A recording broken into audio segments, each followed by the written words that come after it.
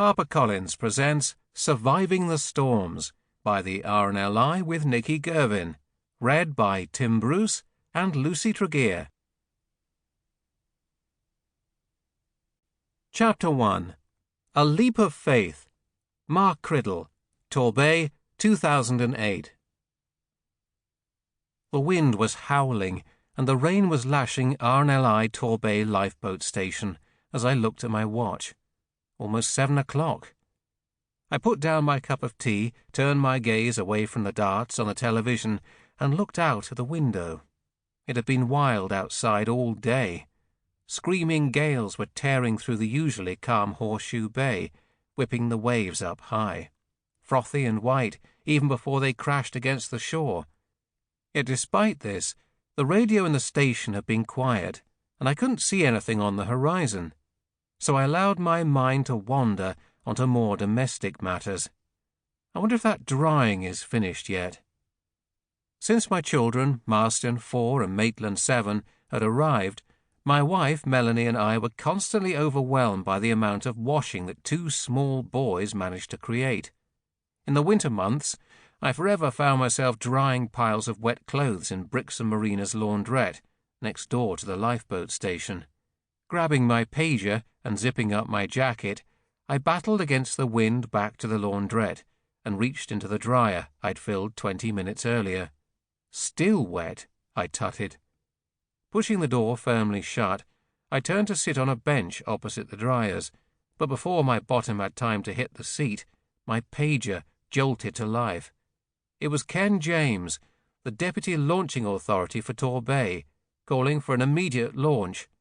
As coxswain for the station, I swung into action. Abandoning my washing, I darted straight back to the boathouse and got on the telephone to find out what Ken knew about the incident. "There's a coaster about 34 miles southeast of Berry Head," he said. "She's listing, and the captain called a Coast Guard for assistance."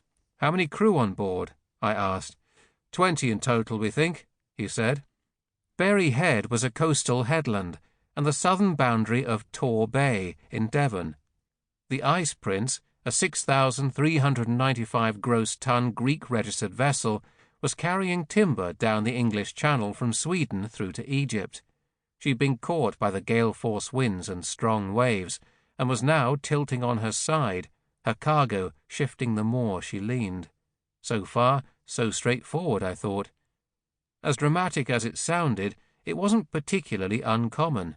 In fact, the previous coxswain, David Herford, and I had escorted the vessel's sister ship into Brixham a few years earlier. I wasn't overly concerned. The weather was going to make things hairy, and it was going to be a bigger incident than usual, but it was still just an escort job. Since I'd been next door in the marina, I was the first to reach the station, but I wasn't on my own for long. Within minutes, bodies began to burst into the station from all over town.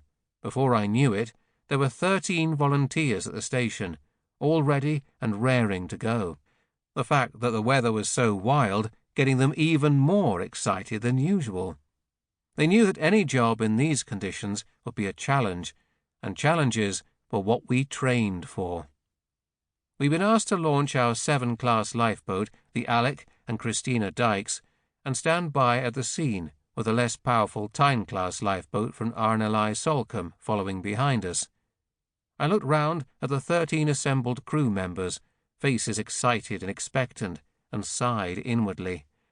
I hated this part. Only 7 of us could go out. I was coxswain, and it was my job to choose.